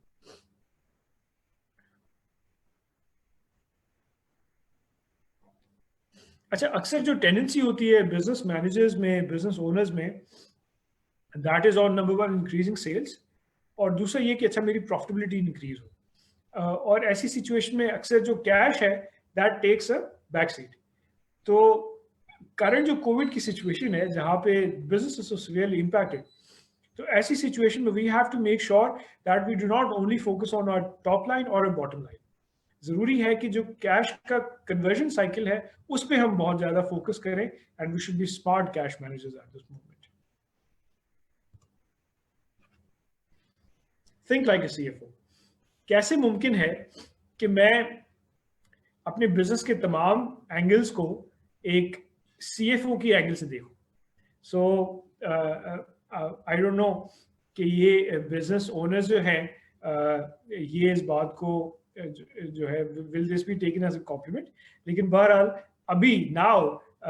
मोर than at any other time it is absolutely imperative कि आप फाइनेंशियल मैटर्स को बहुत बहुत डिटेल के साथ स्क्रूटनाइज करें। सो अमूमन अगर हम for example even if we are talking about medium size enterprises, तो उसके अंदर बहुत मुमकिन है कि डिफरेंट डिपार्टमेंट्स हो, राइट?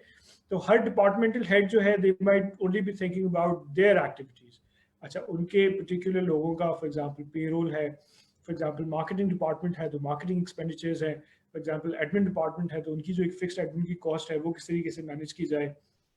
या प्रोक्योरमेंट डिपार्टमेंट है तो they would be concerned about कि जो प्रोक्योरमेंट होनी थी स्केड्यूल थी, या for example they have to make sure कि सारी चीज़ें जो एक बिजनेस के अंदर रिक्वायर्ड हैं वो टाइमली आ जाए, उनकी पेमेंट्स हो जाए। So usually every one of this person is usually concerned about their own particular department. ऐसे एचआर डिपार्टमेंट ज़्यादा कंसर्न होगा कि अच्छा हमारा, because we are concern about the staff, तो हमारा स्टाफ को जो है वो बोनसेस भी मिलने चाहिए, इंक्रीमेंट्स भी मिलने चाहिए, पेरोल भी टाइमली बेसिस पे मिलना चाहिए। Now, in all of these angles, one has to think in terms of a CFO. CFO जो है, CFO इस हवाले से कंसर्न होता है कि अच्छा ये सारी जो एक्टिविटीज हैं अगर हम सोच रहे हैं तो इन सारी एक्टिविटीज को करने के लिए हमारे पास पैसे हैं भी या नहीं, नंबर वन। अच्छा, अगर फॉरेन नहीं है तो किस तरीके से वो आ जाएंगे, कल सेल्स होंगी वो कन्वर्ट हो जाएगा कैश में, या फॉर एग्जाम्पल हम कोई फाइनेंसिंग फैसिलिटी अवेल करेंगे, हम कोई रनिंग फाइनेंस अवेल कर लेंगे, कोई कैपिटल इंजेक्शन आ जाएगा,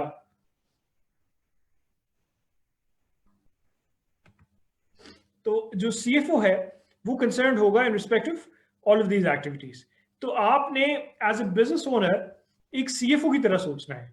कि ये तमाम जो एक्टिविटीज हैं, इन एक्टिविटीज के अंदर कौन से मैटर्स हैं जिसमें I have to be concern about my cash. क्या हमारे पास अगले 2 महीनों के लिए, 3 महीनों के लिए, 6 महीनों के लिए इतना सफिशिएंट कैश होगा कि ये सारी एक्टिविटीज हम कर सकें, और अगर नहीं तो इनमें से कौन सी एक्टिविटीज है जिन्हें हमें कट बैक करना है और वो हमारी बिजनेस के लिए एब्सोल्युटली एसेंशियल नहीं है। So in all of your business decisions you have to think first from your pocket. So that is how CFO thinks, right? कि आपके पास अगली जो भी बिजनेस एक्टिविटीज आप प्लान कर रहे हैं उसके लिए पैसे हैं या नहीं, और नहीं है तो किस तरीके से जनरेट होंगे, और अगर कम है तो उन्हें किस तरीके से मैनेज किया जाए, प्रायोरिटाइज किया जाए। तो आपने हर बिजनेस डिसीजन को एक CFO की एंगल से इवैल्यूएट करना है।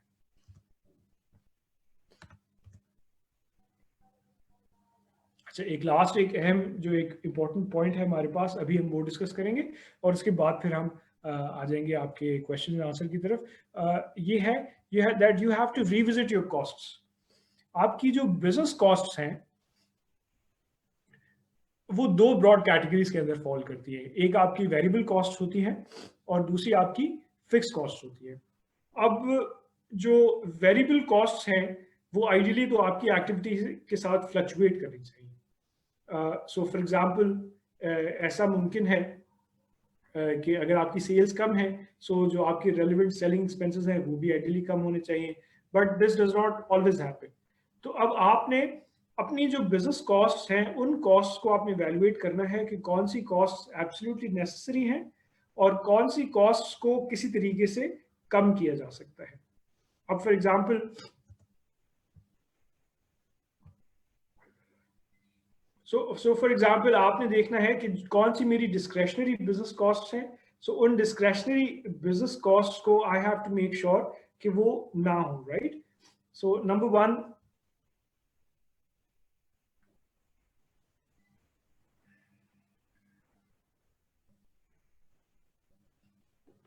सो for example non essential meetings हैं, नॉन एसेंशियल ट्रैवल है,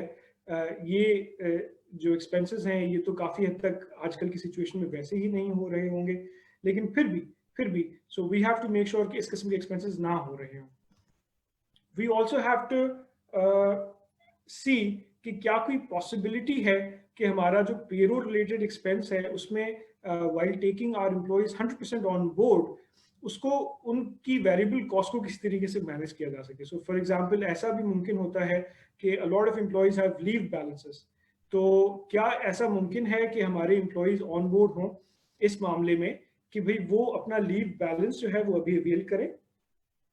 और अकॉर्डिंगली कॉन्सिक्वेंटली उससे होगा ये कि voluntarily this is an important point, क्योंकि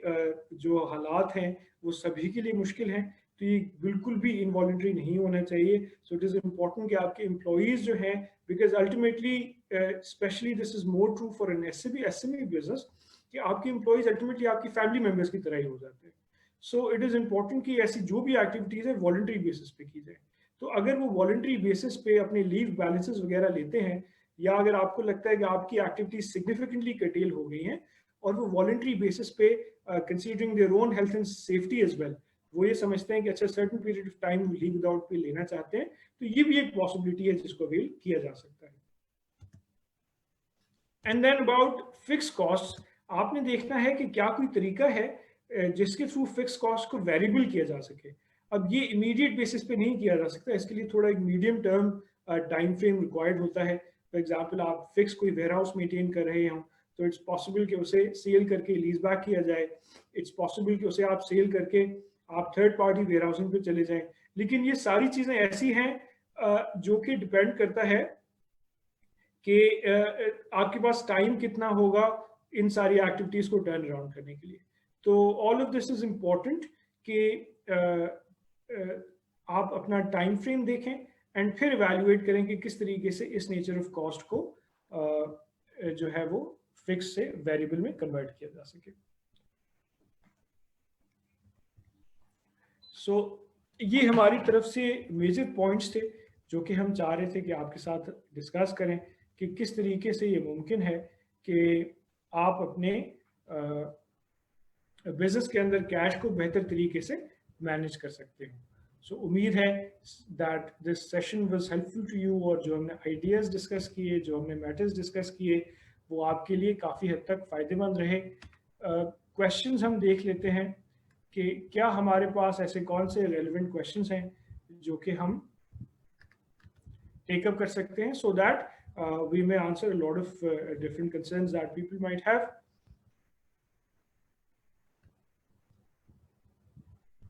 अच्छा,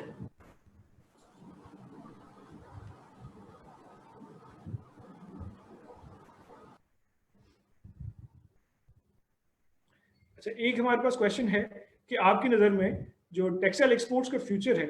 उस हवाले से क्या इम्पैक्ट आपको लगता है कि कितना वो सस्टेन होगा, या क्या उसका ब्रॉडर एक हमारे पास इम्पैक्ट आएगा टेक्सटाइल एक्सपोर्ट्स, क्योंकि जैसे पहले भी मैं आपको बता रहा था कि वो अपनी मार्केट्स के लिए ब्रॉडली रिलाई करती हैं। फॉर एग्जांपल यूरोपियन मार्केट्स है और नॉर्थ अमेरिकन मार्केट है, उनके ऊपर बहुत ज़्यादा हम रिलाई करते हैं। अब उनके साथ प्रॉब्लम ये है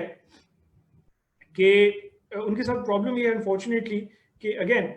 डिपेंडिंग ऑन कि ये हम टेक्सटाइल, क्योंकि textile is again broad segment, depending on कि भाई हम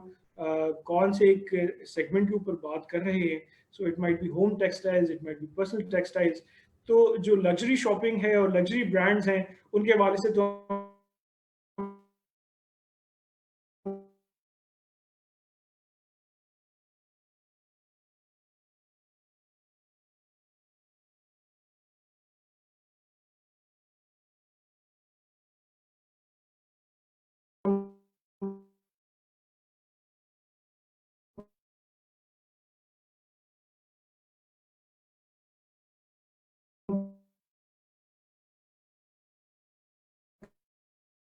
काफी एक फोर्सिबल फ्यूचर तक एक्सपेक्ट है जो कि इस्तेमाल होता है कि जो ऐसी कौन सी अल्टरनेटिव मार्केट्स हो सकती हैं which were previously served bye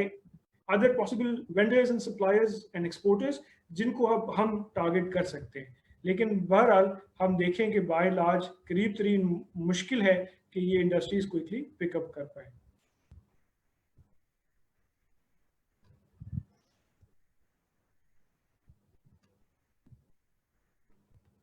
अच्छा जी, और हमारे पास जो क्वेश्चंस हैं उन्हें हम टेकअप करके आंसर करने की कोशिश करते हैं। अच्छा, एक ही हमारे पास एक बड़ा रेलिवेंट क्वेश्चन है कि जो रिटेल बिजनेसेस हैं उनका मेजर जो एक्सपेंस है वो रेंटल है। तो आप किस तरीके से सजेस्ट करते हैं कि हम किस तरीके से उसे रीनेगोशिएट कर सकते हैं, या फॉर एग्जांपल किस तरीके से उसे हम मैनेज कर सकते हैं? रेंटल के हवाले से again depends on lot of different factors. जैसे जैसे फॉर एग्जांपल जो मॉल्स हैं, ऐसे तमाम रिटेल आउटलेट्स जो मॉल्स में थे, मॉल मैनेजमेंट्स ने खुद ही they came forward with this catchup because they did not have incremental expenses. For example एक अप्रैल के महीने में, मार्च के महीने में काफ़ी पीरियड तक, स्पेशली 23 मार्च ऑनवर्ड, क्योंकि लॉकडाउन है, तो उसके बाद से मॉल्स फोर्सिबल फ्यूचर तक एक्सपेक्ट भी नहीं किए जा सकते कि वो ओपन हो रहे हैं। तो एक सर्टेन मिनिमम रेंटल इंश्योर करने के लिए उन्होंने कहा कि अच्छा हम आपके रेंटल्स को सिग्निफिकेंटली कट डाउन करते हैं, बिकॉज उनकी जो फॉर एग्जांपल जो एयर कंडीशनिंग कॉस्ट थी, जो मेंटेनेंस कॉस्ट थी, बहुत सारी कॉस्ट थी, वो वैसे ही कट डाउन हो गई है। सो दे केम अप विद दिस कि अच्छा हम आपके मंथली रेंटल को सिग्निफिकेंटली कम कर देते हैं, लेकिन आप कुछ हमें एक टोकन रेंटल पे जरूर करें ताकि हम अपने पे रोल और दूसरी जो एसोसिएटेड कॉस्ट है उसे मैनेज कर सके। तो इस किस्म की रीनेगोशिएशन आपने भी इंश्योर करनी होगी अपने रिस्पेक्टिव लैंडलॉर्ड्स के साथ। वैसे तो एक ड्राफ्ट सिंध में स्पेशली एक ऑर्डिनेंस था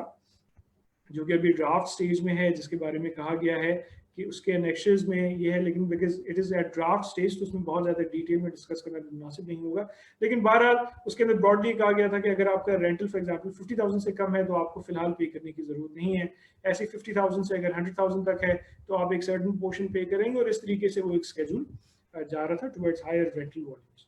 तो इट इज़ पॉसिबल कि आप अपने लैंडलॉर्ड से नेगोशिएट करें कि हमारा जो बिजनेस है फिलहाल वो ही कम्प्लीटली शट डाउन है, राइट? जैसे मैं कह रहा था कि सारे ही एक ही किश्ती के सवार है। तो इट इज़ इम्पोर्टेंट कि आप उनके साथ ओपन कम्युनिकेशन रखें और उन्हें आप ये सारी एग्जांपल्स दें कि देखिए इंटरनेशनली भी and locally in Pakistan as well a lot of these things are happening. और अगर तो ये लॉ इम्प्लीमेंट हो जाता है तो ऐसी सिचुएशन में तो आप लीगली प्रोटेक्ट हो जाएंगे कि आपको रेंटल इस पीरियड के लिए, एंड प्रोवाइडेड आप उस थ्रेशोल्ड में फॉल करते हैं, तो ये बहुत या तो बहुत सिग्निफिकेंटली कम देना पड़ेगा या देना ही नहीं पड़ेगा। So I hope that answers your question.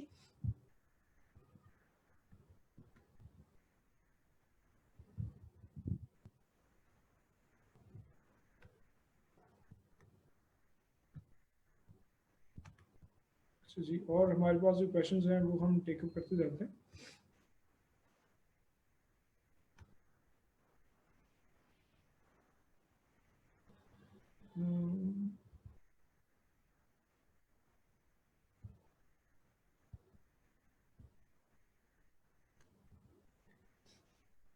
अच्छा जी, एक क्वेश्चन ये है कि भाई करंट सर्कमस्टांसिस में किस तरीके से कोई भी एसएमई ग्रो कर सकती है। तो इस हवाले से जैसे आप पीछे अभी स्लाइड पे भी देख सकते हैं, this is again very good example कि किस तरीके से आप अपनी सेल्स को अल्टरनेटिव मॉडल्स के ऊपर ले जा सकते हैं। So that is one way. इसीलिए ही मैंने बहुत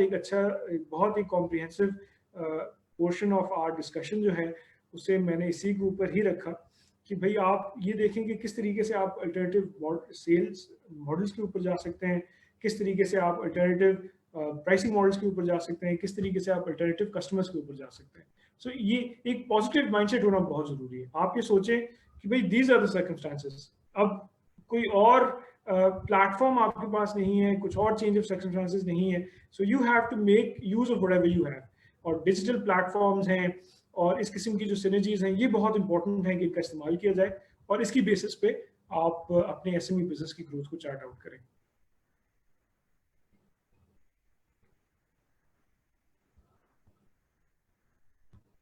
ये क्वेश्चन है कि would it be a good idea not to switch or diversify the business which is not performing well in the crisis situation। तो ये एक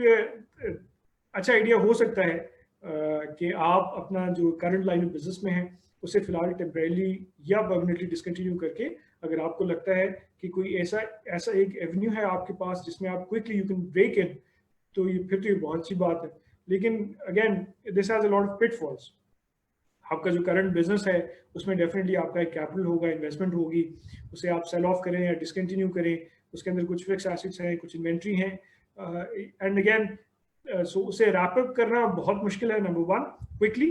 और दूसरा ये कि आप दूसरा बिजनेस अगर आप स्टार्ट करते हैं तो उसमें ब्रेक इन करना might not be that easy. So this depends on lot different factors. हो सकता है एक दूसरे बिजनेस के अंदर आपने ऑलरेडी एक स्टेप इन कर दिया था, कुछ आपने एक फाउंडेशन स्टोन ले डाउन कर दिया था, now you just have to charge into it. So maybe ऐसी कोई सिचुएशन है, आप कर सकते हैं, बिल्कुल कर सकते हैं, you are good to go. लेकिन ये डिपेंड करता है हर किसी के सर्कमस्टांसेस के ऊपर। तो इसके ऊपर जो है वो एक जेनेरिक आंसर नहीं दिया जा सकता, लेकिन बहरहाल डेफिनेटली इट्स पॉसिबल।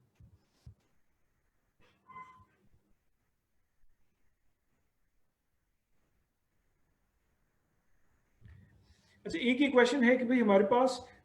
फाइनेंसिंग के कौन कौन से ऑप्शंस हो सकते हैं। सो एक तो हमारे पास जो स्टेट बैंक की तरफ से स्कीम है वो भी एक बहुत अच्छा एवेन्यू है जिसको इस्तेमाल करते हुए आप अपनी पेरोल कॉस्ट और एसोसिएटेड कॉस्ट को मैनेज कर सकते हैं, at least in the short run. और स्पेशली आज की भी स्टेट बैंक की एक स्पेशल कम्युनिकेशन आई है जिसमें उन्होंने जो रिक्वायरमेंट्स थी वो फाइनेंसिंग फैसिलिटी अवेल करने के लिए उन्हें बहुत सिग्निफिकेंटली कम कर दिया है, इंक्लूडिंग इम्पोर्टेंटली कि अप टू 5 मिलियन रुपीज आपको कोई भी कोलैटरल अपफ्रंट देने की जरूरत नहीं पड़ेगी। और स्पेशली टैक्स फाइलर्स के लिए जिसमें भी बी फाइलर के थ्रू हम आपको बहुत फैसिलिटेट कर सकते हैं, because it is an online tax platform, you just have to come to be filer, जिसके थ्रू आप टैक्स एक एक्टिव टैक्स फाइलर बन सकते हैं। तो एक्टिव टैक्स फाइलर्स के लिए स्टेट बैंक ने अब जो रिड्यूस रेट है वो और फर्दर रिड्यूस कर दिया है। अब उन्होंने 3% पे फाइनेंसिंग फैसिलिटी ऑफर कर दी है। तो 3% अगेन इज वेरी हेल्पफुल अगर आप बहुत ही कैश कंस्ट्रेंट्स में हैं और आप चाहते हैं कि उस कैश को इस्तेमाल करते हुए आप अपने वर्किंग कैपिटल को मैनेज करें।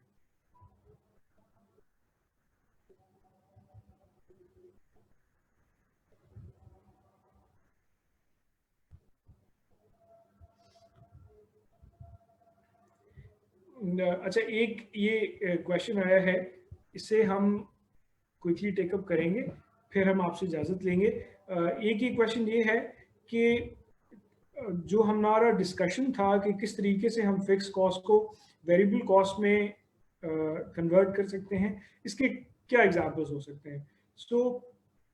फिक्स कॉस्ट की वेरिएबल कॉस्ट के अंदर जो कन्वर्जन है ये डिपेंड करती है, नंबर वन, आपका जो टाइप ऑफ बिजनेस है उसके ऊपर, और दूसरा ये डिपेंड करता है कि आपके पास टाइम फ्रेम कितना है जिसके ऊपर हम देख रहे हैं। सो for example, one very good example would be कि भाई फॉर एग्जांपल आपने एक बहुत सिग्निफिकेंटली इन्वेस्ट किया था in your warehousing capacity, और बजाय इसके कि आप उसे एक मंथली कॉस्ट रखते, वेरिएबल कॉस्ट रखते by getting warehouses from somebody else, you decided to build your own warehouse. आपने कहा कि अच्छा नहीं, मैं चाहता हूँ कि सीपैक भी है और बहुत सारी मैं बिजनेस एवेन्यूज गोइंग फॉरवर्ड देख रहा हूँ, सो इट्स इंपॉर्टेंट कि मेरे अपने वेयर हाउसेज होने चाहिए। So you invested heavily into warehouses. तो ऐसी सिचुएशन में ये मुमकिन है कि आप नंबर वन उन्हें सेल करके लीज बैक कर सकते हैं,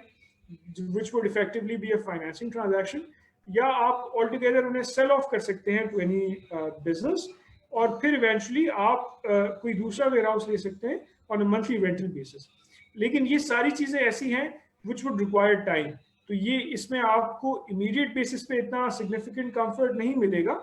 लेकिन ये है कि on a longer term basis और कंपैरेटिवली मीडियम टर्म बेसिस जो है आप इस चीज़ का फ़ायदा उठा सकते हैं और अपनी फिक्स कॉस्ट को वेरिएबल कॉस्ट के अंदर कन्वर्ट कर सकते हैं। सो ये हमारी तरफ से आज का सेशन था on managing cash flows and on managing cash flow cycles for your businesses so that your businesses remain more sustainable and more manageable during this crisis situation of COVID-19. इसके अलावा अगर आपके कुछ क्वेश्चंस हों या हमारे examples के हवाले से आप कुछ और फर्दर तफसीलात चाहते हों, तो आप जो है अपने क्वेश्चंस स्पीडा के पेज पे या फेसबुक लाइव पे जहाँ पे हमारा ये सेशन चल रहा है, आप अपने कमेंट्स वहाँ पे ड्रॉप करें। एंड हमारी पूरी कोशिश होगी कि ये जो हमारी आज की प्रेजेंटेशन है, जो वीडियो है, इसे भी हम आपके लिए सब्सिक्वेंटली अवेलेबल रखें so that you can refer to it later for answering your questions. तो अपना बहुत ज़्यादा ख्याल रखिएगा ड्यूरिंग दीज स्पेशल सर्कमस्टांसेस, और इंशाल्लाह उम्मीद है कि आज का सेशन जो है वो आपके लिए फ्रूटफुल रहा। Thank you, thank you. बहुत शुक्रिया फारूक रशीद साहब आपके टाइम का, आपकी प्रेजेंटेशन का, क्योंकि वैसे ही लोगों को ऑनलाइन इतना बैठ के इतना सुनते रहना इसको मुश्किल होता है, तो इसलिए हमने पहले ही रिक्वेस्ट की थी फारूक रशीद साहब को कि बहुत ज़्यादा लंबा नहीं कीजिएगा, तो अपनी लिमिट्स में रहते हुए टाइम की आप ख़त्म कर दीजिएगा, क्योंकि अभी ईशा की नमाज़ का भी टाइम होने वाला है। कुछ क्वेश्चन में भी मैं देख रहा था कि जी लोग रिक्वेस्ट कर रहे थे कि जी नमाज़ का टाइम होने वाला है, तो आप इस पर शॉर्ट कर दें, तो इसलिए हमने पास ऑन कर दिया था। फारूक रशीद साहब को भी जल्दी खत्म करना है, वक्त से थोड़ा सा 10 मिनट पहले। मुकेश साहब, मैं क्वेश्चन में काफ़ी लोगों के मैंने देखे हैं सवालात, उसमें एक सवाल भी काफ़ी कॉमन रहा है कि जी करंट जो हालात है उसमें एसएमईज क्या हैं, मतलब एसएमईज को कैसे डिफाइन करेंगे आप। तो आपसे रिक्वेस्ट है कि आप थोड़ा सा इस पर अगर तफसील रोशनी डाल दें कि जी एसएमईज को हम कैसे डिफाइन करते हैं समेटा, और इसके बाद आप एंडिंग जो भी आप कलमात लिखे के इसको खत्म करेंगे। थैंक यू मुकेश साहब, आपको जी शुक्रिया। फिरोज, आवाज़ आ रही है आपको? सबको आ रही है? जी बिल्कुल आ रही है, क्लियर है जी शुक्रिया। सबसे पहले फारूक रशीद साहब, आपका बहुत शुक्रिया, बहुत आपने कॉम्प्रिहेंसिव प्रेजेंटेशन टाइम पर ख़त्म की, और आपने जो कैश फ्लो मैनेजमेंट के तकरीबन सारे एरियाज़ को टच किया, और साथ में आपके एग्जाम्पल्स बहुत अच्छे थे, काफ़ी लोकल एग्जाम्पल्स थे, और मैं उम्मीद करता हूं कि जो आज के पार्टिसिपेंट्स थे, अटेंडीज थे, उन्होंने इससे बहुत उनको बेनिफिट हुआ होगा। देखें, जहां तक 2-3 एरियाज के एसएमईज की बात हो रही थी कि, और आपके हम बात कर रहे हैं कि इसमें गवर्नमेंट के पर्सपेक्टिव से कि एसएमईज के लिए गवर्नमेंट इस वक्त क्या करने जा रही है। कुछ क्वेश्चन मैंने भी देखे हैं कि कोई हॉस्पिटल्स हैं जो बिल्कुल जो छोटे हॉस्पिटल्स हैं, क्लिनिक्स हैं, हेल्थ रिलेटेड सर्विसेज हैं, जो हमारे रिटेलर्स हैं, क्योंकि पाकिस्तान में जो ज़्यादातर जो बिजनेसेस हैं वो एसएमईज हैं, मोर देन 98%, 98%। और क्योंकि पाकिस्तान में अगर जो लास्ट एसएमईज का जो सेंसस हुआ था वो तो 2005 में हुआ था, लेकिन अगर हम जो इलेक्ट्रिसिटी कनेक्शंस हैं पूरे पाकिस्तान के अंदर, उस बेसिस पर बिजनेसेस को आइडेंटिफाई कर सकते हैं, क्योंकि जो बिजनेसेस हैं या तो वो कमर्शियल कनेक्शन यूज करते हैं या इंडस्ट्रियल कनेक्शन यूज करते हैं। तो पाकिस्तान में जितनी भी डिस्ट्रीब्यूशन कंपनीज हैं उनके डेटा के हिसाब से कोई 42 लाख कनेक्शन है, 4 मिलियन से ज्यादा 42 लाख कनेक्शन है, और तकरीबन 15 से 17% ऐसे इंटरप्राइजेज या बिजनेसेस हैं जो अपना कनेक्शन यूज नहीं करते। किसी और से यूज करते हैं। तो इस वक्त एक अंदाजे से हिसाब से कोई 5 मिलियन 50 लाख बिजनेसेस हैं पाकिस्तान के अंदर, ठीक है। तो आप इससे, और उसमें आप समझ लें 99% जो बिजनेसेस हैं वो स्मॉल एंड मीडियम इंटरप्राइजेज हैं। तो इस वक्त गवर्नमेंट एक सिमिडा ही through ministry of industries and production हम इसको दोबारा डिफाइन करने जा रहे हैं, ताकि जो गवर्नमेंट की डिफरेंट ऑर्गेनाइजेशन है उनकी एक डेफिनेशन एक रहे, एक जो अंडर कंसीडरेशन है। इससे पहले के जो पुरानी डेफिनेशन थी कि 250 मिलियन जो आपका सालाना इसका सेल्स टर्नओवर और 250 एम्प्लॉइज तक कोई भी ऑर्गेनाइजेशन है वो एसएमई के कैटेगरी में आती थी। जहाँ तक गवर्नमेंट ऑर्गेनाइजेशन की सपोर्ट का ताल्लुक है, तो गवर्नमेंट ने ऑलरेडी जो हमने डिफरेंट एसएमईज के स्टेक होल्डर जैसे चैम्बर ऑफ कॉमर्स हैं, ट्रेड एसोसिएशन हैं, उनसे कंसल्ट करके गवर्नमेंट तक जो एसएमईज के बेनिफिट के लिए डिफरेंट स्कीम्स प्रोग्राम्स वो हमने शेयर किए थे। तो स्टेट बैंक ऑफ पाकिस्तान ने अभी काफ़ी स्कीम्स अनाउंस की हैं, जिसमें कि आपके जो ये भी है कि किस तरह आपके जो इंटरेस्ट रेट को कम किया जाए, किस तरह आपके जो इवन जो मार्कअप है वो कम किया जाए, प्लस में जो आपके एम्प्लॉयज़ हैं उनके वेजेस के सिलसिले में कैसे स्टेट बैंक फैसिलिटेट कर सकता है। तो ये सारे फीचर्स जो हैं हमने उसमें कंसल्ट किया है। उसके साथ साथ एक चीज़ है जो अंडर सीरियस कंसीडरेशन है, और मुझे उम्मीद है कि क्योंकि जो रज़ाक दाऊद साहब जो पहले एडवाइज़र थे इंडस्ट्रीज़ के, और अभी वो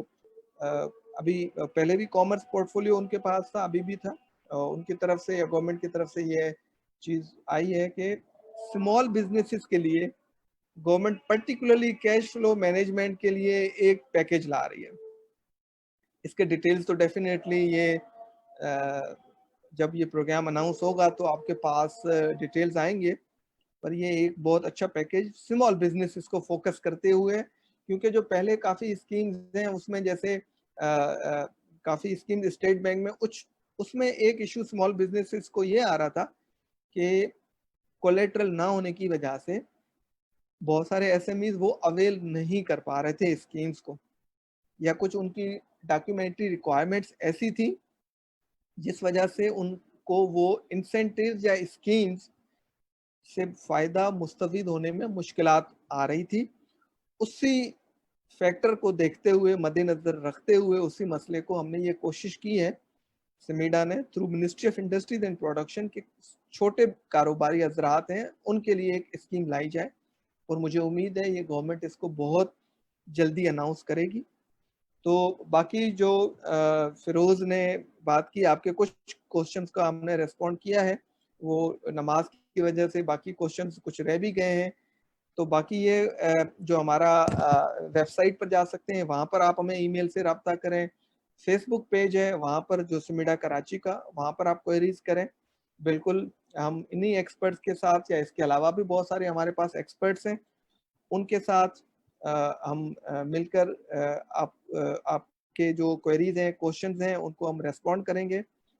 और हम चाहेंगे ये इंटरेक्शन आपके साथ ये कंटिन्यू रहे। और इसके साथ साथ ये प्रोग्राम कल भी इसी टाइम पर 7 बजे हम एक और टॉपिक के साथ जो कि आईटी के टूल्स को, डिजिटल सॉल्यूशंस के थ्रू आप अपने बिजनेसेस को कैसे बेहतर कर सकते हैं, कल हम जूम पर इसी टाइम पर 7 बजे आपके लिए प्रोग्राम लेकर आएंगे। और उसी के साथ ये प्रोग्राम कल सिमिडा कराची की फेसबुक पेज पर भी लाइव चलेगा। तो इसके अलावा क्योंकि अभी इस वक्त नमाज का टाइम है, फिरोज अभी कंक्लूड करना है और कोई पॉइंट तो नहीं है?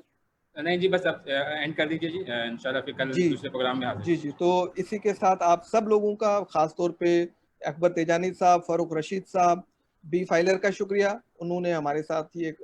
सपोर्ट किया, कोलैबोरेट किया आपके पास ये प्रोग्राम लाने के लिए कैश फ्लो मैनेजमेंट पर। और उसके साथ जो इस प्रोग्राम के कोऑर्डिनेटर हैं, जो ऑर्गेनाइजर हैं, फिरोज का बहुत बहुत शुक्रिया, बड़ी एफर्ट की उन्होंने। जब हमारे पास ऑन एन एवरेज इस प्रोग्राम में 200 से ज़्यादा लोग देखते रहे हैं इस प्रोग्राम सिर्फ जूम पर, इसके साथ साथ काफ़ी लोगों ने फेसबुक लाइव पर प्रोग्राम देखा है, और जो बाकी जो पार्टिसिपेंट्स हैं, अटेंडेंट्स हैं, आप लोगों का भी बहुत बहुत शुक्रिया। हमने कोशिश की है आपके क्वेश्चन को रेस्पॉन्ड कर सकें, जो मिस हो गए तो इंशाल्लाह हम आपको ईमेल पर, फेसबुक पर आपको हम रेस्पॉन्ड करेंगे। तो इसी के साथ हम इस प्रोग्राम को कंक्लूड करते हैं। अल्लाह हाफिज़।